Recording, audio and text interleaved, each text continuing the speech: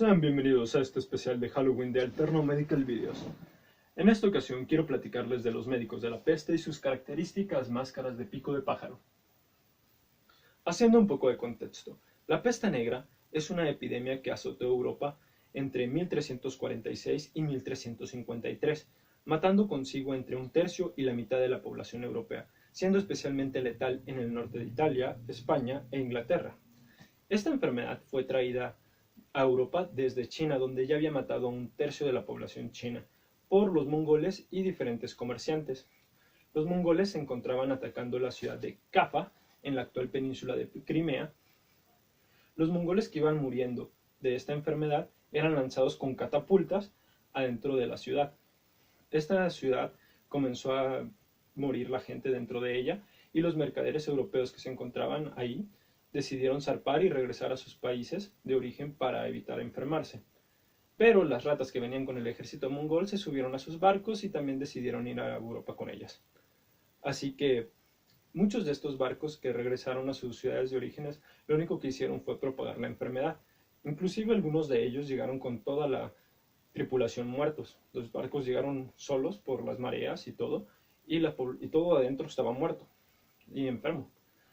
Pero bueno, en Europa, la enfermedad, la peste negra, encontró un caldo de cultivo perfecto para hacer una epidemia.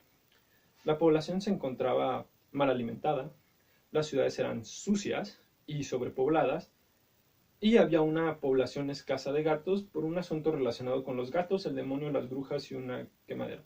Pero bueno, no era un dato realmente determinante porque en otras ciudades que no se habían matado gatos también ocurrieron las epidemias. Pero bueno, entrando en contexto, la mortalidad era altísima y aquí es cuando entra el médico de la peste, que era algo así como un interno o un pasante de servicio social de aquel entonces.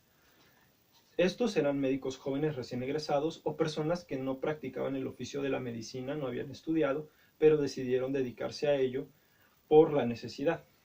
Muchas personas estaban muriendo, no alcanzaban los vivos para enterrar a los muertos y había necesidad de médicos. Así que el médico francés Charles de Ordon había creado la máscara que conocemos de pico de pájaro, que era como un rudimentario equipo de protección.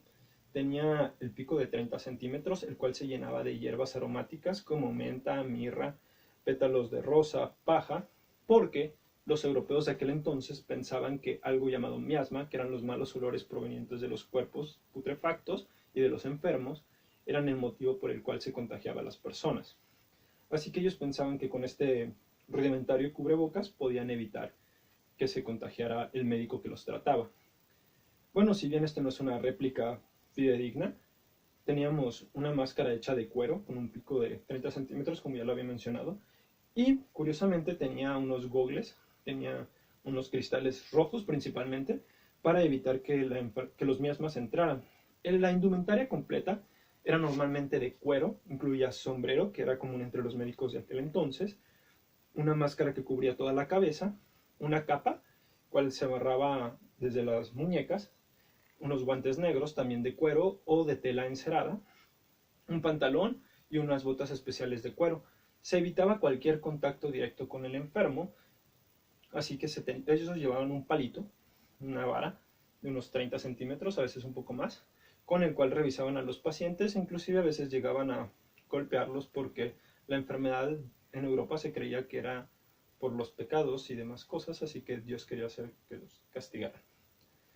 En fin, estos médicos hicieron trabajos cuestionables, así por así decirlo.